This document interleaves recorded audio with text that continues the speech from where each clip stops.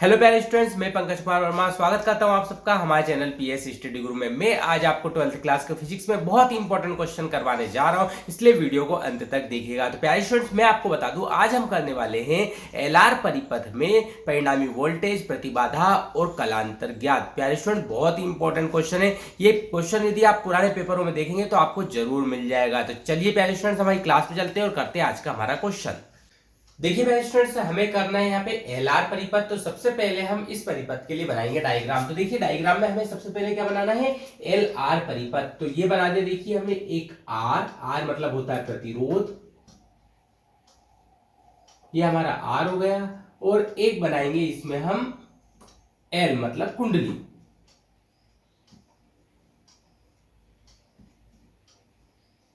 तो यहां पर हमारा एक एल आर परिपथ बन गया है। इन दोनों को हमने श्रेणी क्रम में जोड़ रखा है और इन दोनों को कहां पे जोड़ रखा है, एक प्रत्यावर्ती परिपथ में।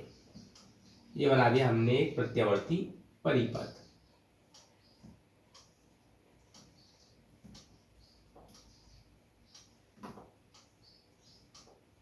यहां पर हमारा प्रत्यावर्ती परिपथ कंप्लीट हो गया है। ये है हमारा एसी, ये हमारा प्रतिरोध आर, ये हमारी कुंडली एल। और यहाँ पे परिपथ में जो धारा बहती है वो आई है। तो यहाँ पे आर और एल जो है वो कौन से क्रम में जुड़े हुए हैं, ये दोनों श्रेणी क्रम में जुड़े हुए हैं। ये हम यहाँ पर लिख देंगे। माना एक प्रत्यावर्ती परिपथ में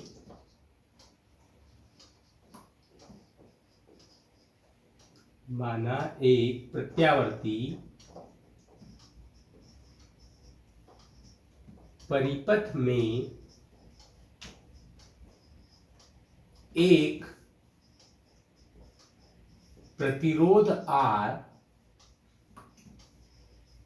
तथा एक कुंडली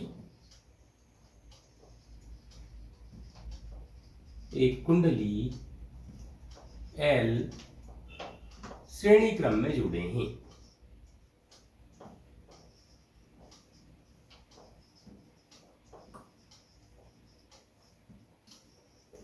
परिपथ में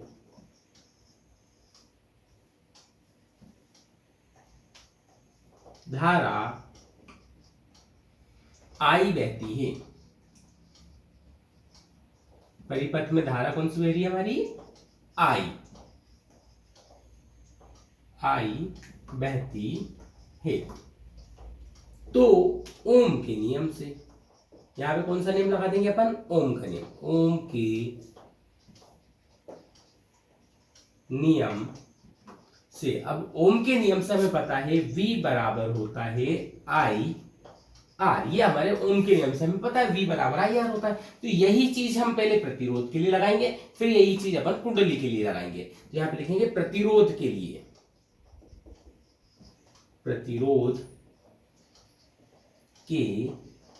जब अपन इसे प्रतिरोध के लिए लगाएंगे तो ये बन जाएगा हमारा वी आर बराबर, धारा तो परिपथ में आई रहती है और प्रतिरोध का जो प्रतिरोध होता है वो आर ही होता है। तो यहाँ पे आर लिख दिया। यही चीज लगाएंगे अपन कुंडली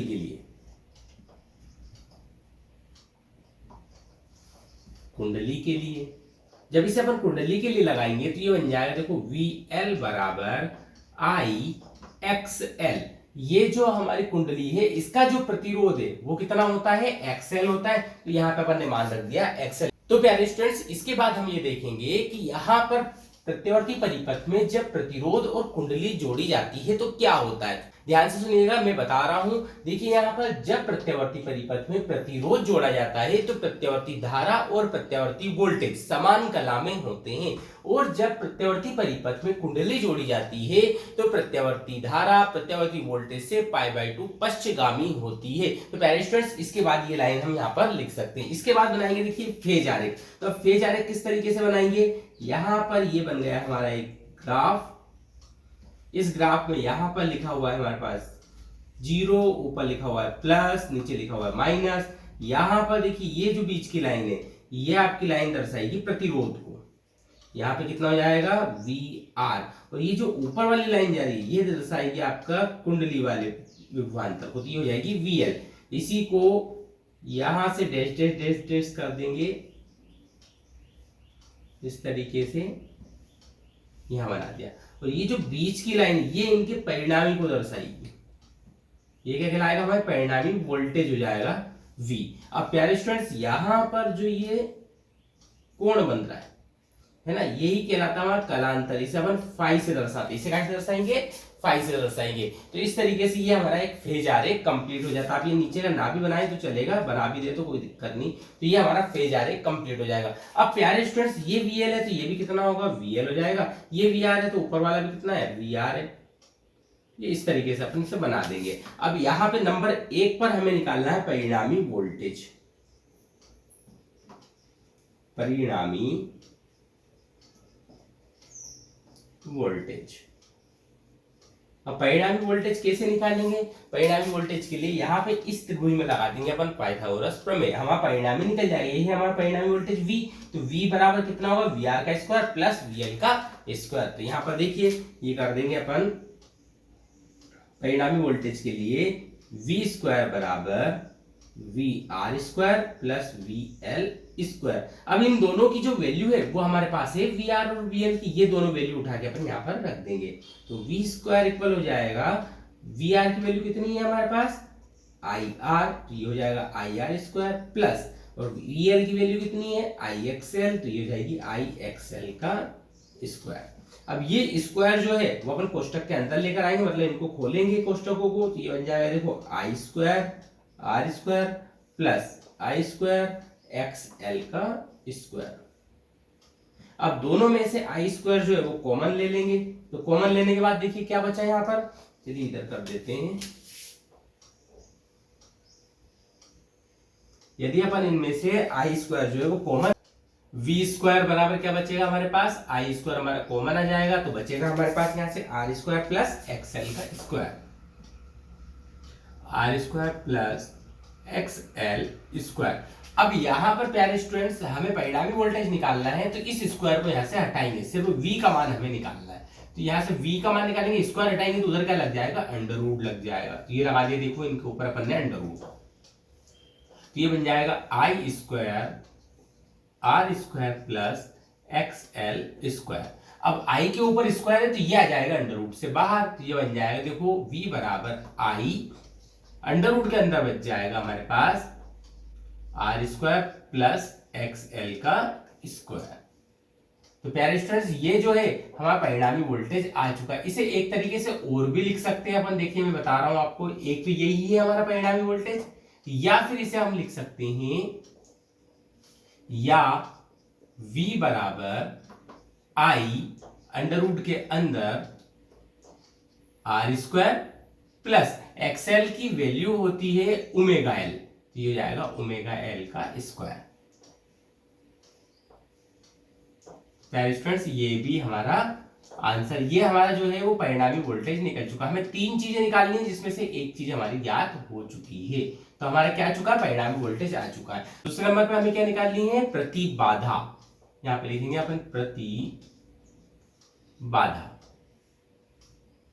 अब प्रतिबाधा कैसे निकालेंगे? देखिए यहाँ पर सबसे पहले तो ये समझ लीजिए कि प्रतिबाधा होती क्या है। तो मैं बता दूं आपको, जब भी प्रत्यवर्ती परिपथ के अंदर कोई सी भी दो चीज या फिर तीनों चीज जुड़ी हो, अब ये दो या तीन कौन सी होती है मैं बता दूं आपको। हमारे पास एक प्रतिरोध है, एक कुंडली है और एक संधारित्र है। इन तीनों में से कोई सी भी दो या फिर ये तीनों ही जब प्रत्यवर्ती परिपथ के अंदर जुड़े होते हैं तो उस परिपथ की प्रतिरोध को ही हम प्रतिबाधा कहते हैं। तो प्यारे स्टूडेंट्स अब निकालेंगे हम यहाँ पर प्रतिबाधा। तो प्रतिबाधा को कैसे दर्शाएंगे? देखो ये जो विभवांतर दिया हुआ था इसी को अपन आगे बढ़ाएंगे, चूंकि हमें पता है V बराबर होता है, ये लिखा हुआ है यहाँ पर देखो I अंडर रूट के अंदर R स्क्वायर प्लस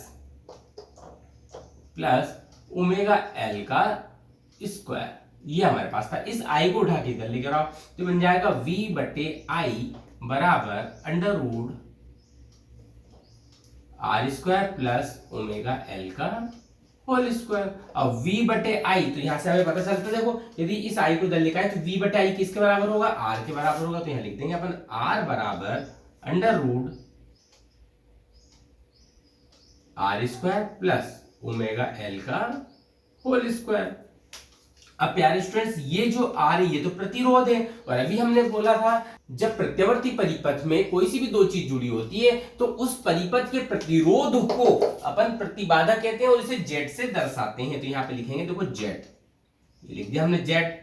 और ये कौन सा परिपथ है हमारा, एल आर परिपथ है, तो यहाँ पे लिख देंगे इसके पैरों में एल आर।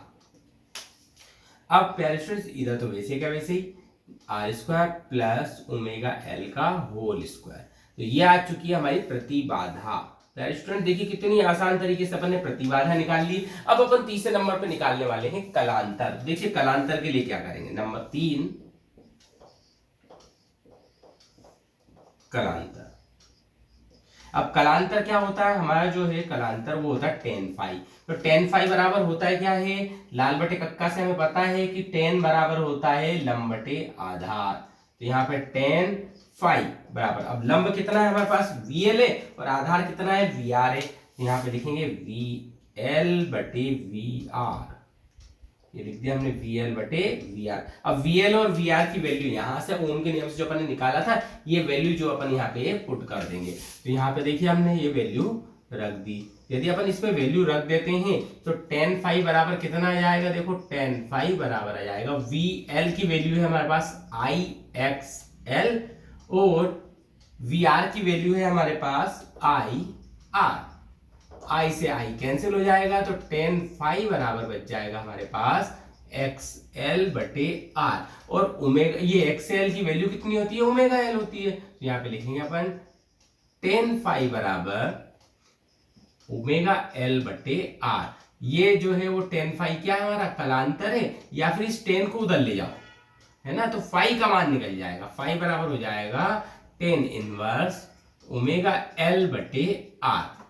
ये आ गया हमारा कलांतर। तो प्यारे स्टूडेंट्स देखिए यहाँ पे कितनी आसान तरीके से हमने तीनों चीज निकाल ली है। कौन कौन सी तीनों चीज, हमने परिणामी वोल्टेज भी निकाल लिया, यहाँ पे प्रतिबाधा भी निकाल दी और यहाँ पे हमने कलांतर भी निकाल दिया। तो प्यारे स्टूडेंट्स यदि आपको इस क्वेश्चन में कोई भी दिक्कत आती है तो आप कमेंट करके पूछ सकते हैं, उसका सॉल्यूशन हम आप तक जरूर पहुंचाएंगे। और फिजिक्स में 12th क्लास की फिजिक्स में यदि आपको कोई से भी क्वेश्चन में दिक्कत आती है तो कमेंट करके जरूर बताइएगा, उस क्वेश्चन को हम सरल से सरल भाषा में आप तक पहुंचाने की कोशिश करेंगे। तो प्यारे स्टूडेंट्स आज के लिए इतना ही, मिलते हैं नेक्स्ट वीडियो नए इंपॉर्टेंट क्वेश्चन के साथ, तब तक के लिए धन्यवाद।